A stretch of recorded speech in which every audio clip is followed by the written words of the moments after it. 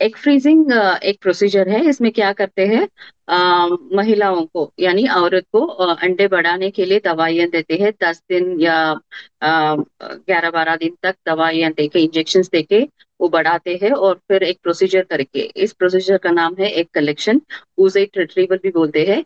Egg collection के बाद इस अंडे को हम फ्रीज करके रखते हैं, जिसमें -196 डिग्री सेंटीग्रेड लिक्विड नाइट्रोजन में फ्रीज करके रखते हैं। ऐसे फ्रीज करने से लगभग 10 साल तक भी ये एक वैसे ही रहेगा, इसका क्वालिटी कुछ खराब नहीं होगा। अगर बाद में आपको चाहिए तो एक को हम बाद में बाहर लेके ताव करके फिर इक्सी और आईवीएफ प्रोसीजर के लिए हम यूज कर सकते हैं। This is called egg freezing. अगर कोई औरत अभी प्रेगनेंसी नहीं प्लान कर रहे हैं और फ्यूचर में उनको बेबी चाहिए, तो अगर पोस्टपोन करने चाहते हैं, उनको एग फ्रीजिंग करना चाहिए। फॉर एग्जांपल, अगर आप कुछ करियर के लिए, प्रोफेशनल वाइज, नई पढ़ाई के लिए विदेश जा रहे हो, कुछ साल के लिए आपको प्रेगनेंसी पोस्टपोन करना है, तो आप एग फ्रीजिंग कर सकते हो।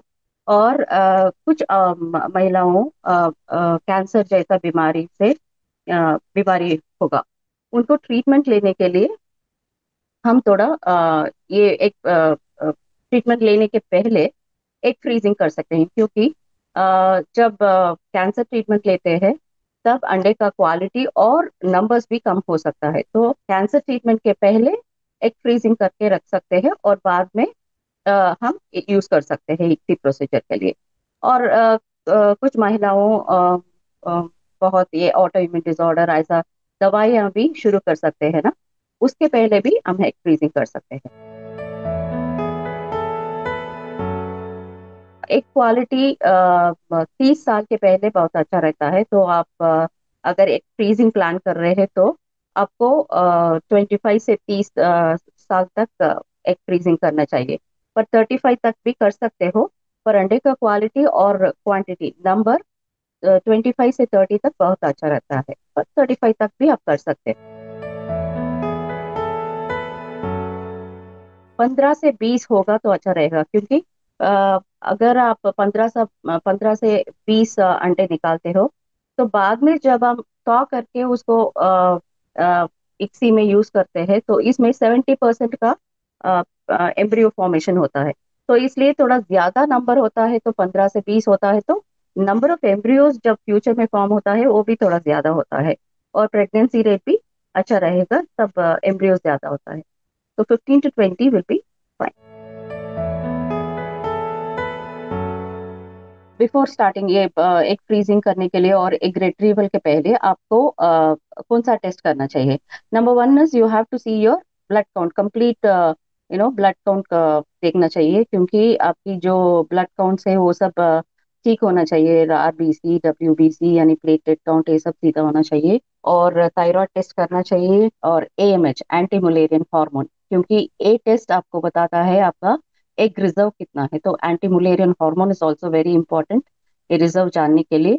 और उसके बाद आपको अगर कुछ बीमारियां हैं, शुगर, वैसा शुगर भी आपको कंट्रोल करना चाहिए और उसका भी टेस्ट लेना चाहिए। और अगर थायराइड है तो भी उसका भी टेस्ट करके वो भी पता लगाना चाहिए कितना है आपका थायराइड लेवल्स, और वो भी ठीक करना चाहिए। और उसके बाद स्कैन करना चाहिए, स्कैन करके आपका अंडर का नंबर, एएफसी काउंट बोलते हैं, एंट्रल फॉलिकुलर काउंट, और ये भी आपको पता लगना चाहिए। सो ब्लड टेस्ट और scan is very important before going for a egg freeze.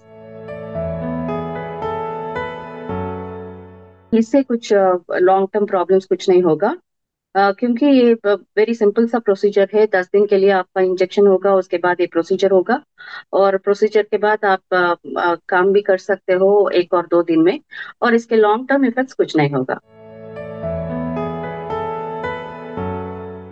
अगर आपका वेट ज्यादा है तो वेट कम करना चाहिए, प्रॉपर डाइट लेना चाहिए। 3 महीने तो आपको टाइम लेना पड़ेगा।